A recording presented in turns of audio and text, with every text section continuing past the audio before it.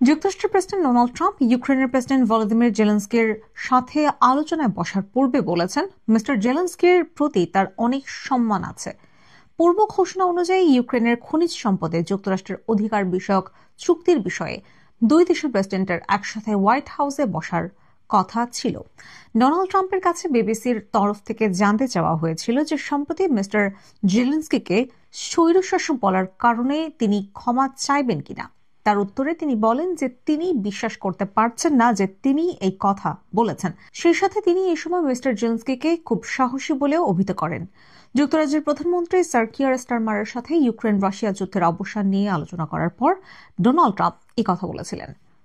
তিনি আশা করেছিলেন যে ভলোদিমির জেলেনস্কির সাথে তার আসন্ন বৈঠক খুব ভালো হবে এবং বলেছিলেন শান্তি প্রতিষ্ঠার প্রচেষ্টা খুব দ্রুত গতিতে এগিয়ে যাচ্ছে। রাশিয়ার ইউক্রেন আক্রমণের ৩ বছরেরও বেশি সময় পর যুক্তরাষ্ট্রের সাথে সর্বপ্রথম মস্কোর বৈঠক হয়েছে। এই পদক্ষেপের মধ্য দিয়ে ট্রাম্প প্রশাসন তার পশ্চিমা মিত্রদের বিস্মিত করেছে। আগে ডোনাল্ড ট্রাম্প মিস্টার জেলেনস্কিকে রাশিয়া ইউক্রেন যুদ্ধের জন্য দায়ী করে বলেছিলেন, আপনি ৩ বছর ধরে সেখানে আছেন, আপনার এটি শেষ করা উচিত ছিল, এটি শুরুই করা উচিত ছিল না, আপনি একটি চুক্তি করতে পারতেন। গত বৃহস্পতিবার কিয়ার স্টারমারের সাথে আলোচনার পর ডোনাল্ড ট্রাম্পকে সাংবাদিকরা মিস্টার জেলেনস্কির সাথে আসন্ন বৈঠকের বিষয়ে প্রশ্ন করেন। তখন তিনি বলেন, আমার ধারণা আগামী দিন আমাদের ফলপ্রসূ আলোচনা হবে। ওই সময় তাকে বিবিসির সংবাদদাতা ক্রিস মেসন জিজ্ঞেস করেন যে তিনি এখনো ভলোদিমির জেলেনস্কিকে একনায়ক বলে মনে করেন কিনা। উত্তরে তিনি বলেন, আমি সেটা বলেছিলাম, আমি এখনো বিশ্বাস করতে পারছি না সেটা।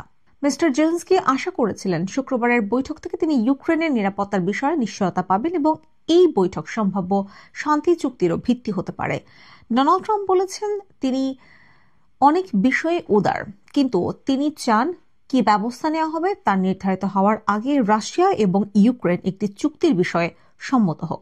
ভলোদিমির জেলেনস্কি যুক্তরাষ্ট্রকে ইউক্রেনের বিরল খনিজ সম্পদে প্রবেশাধিকার দেয়া বিষয়ক চুক্তিতে স্বাক্ষর করার কথা। ডোনাল্ড ট্রাম্প এই বিষয়টি উল্লেখ করে বলেন যে ইউক্রেনে মার্কিন খনির কার্যক্রম রাশিয়ার ভবিষ্যৎ আক্রমণ থেকে প্রতিরোধক হিসেবে কাজ করবে। বৃহস্পতিবার তিনি বলেন, আপনি বলতে পারেন যে এটি একটি ব্যাকস্টপ। আমরা যদি সেখানে আমাদের কর্মীদের নিয়ে থাকি এবং আমাদের দেশের জন্য প্রয়োজনীয় বিরল খনিজ ও অন্যান্য জিনিস নিয়ে কাজ করি, আমার মনে হয় না সেখানে কেউ আক্রমণ করবে। ব্রিটিশ প্রধানমন্ত্রী এর আগে বলেছেন যে যুদ্ধ শেষ হলে শান্তিরক্ষী বাহিনীর অংশ হিসেবে ইউক্রেনের সৈন্য পাঠাতে যুক্তরাজ্য প্রস্তুত, তবে সেটি তখনই পাঠাতে পারবে যদি বিশ্বের বৃহত্তম সামরিক জোট ন্যাটোর প্রধান সদস্য যুক্তরাষ্ট্র সেখানে প্রয়োজনীয় সমর্থন প্রদান করে। রাশিয়া যদি ব্রিটিশ সেনাদেরকে আক্রমণ করে সেক্ষেত্রে যুক্তরাষ্ট্র সহায়তা করবে কিনা তা জানতে চাইলে তিনি বলেন, ব্রিটিশদের সৈন্যরা অসাধারণ, তাদের অসাধারণ সামরিক বাহিনী রয়েছে, তারা নিজেদের রক্ষা করতে সক্ষম, কিন্তু তারা সাহায্য চাইলে আমি করব, ঠিক আছে।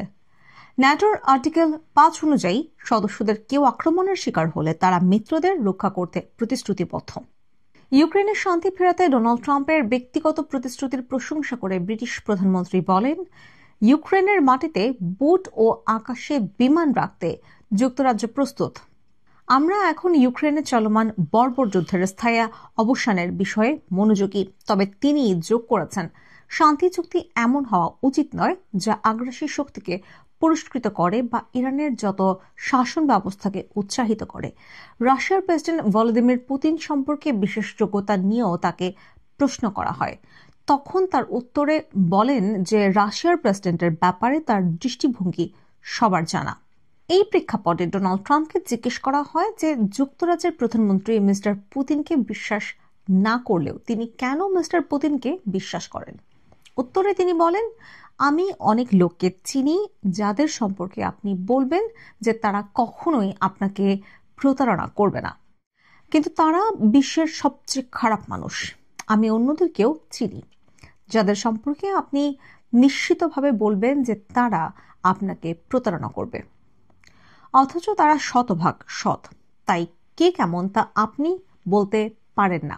এদিকে গত বুধবার বিবিসিকে দেয়া এক সাক্ষাৎকারে ইউরোপীয় ইউনিয়নের পররাষ্ট্র নিরাপত্তা নীতি বিষয়ক হাই রিপ্রেজেন্টেটিভ কায়া কালাস বলেছেন, ইউরোপের মাটিতে কোনো চুক্তি কার্যকর করতে হলে তাতে ইউরোপীয়দের সম্মতি দিতে হবে।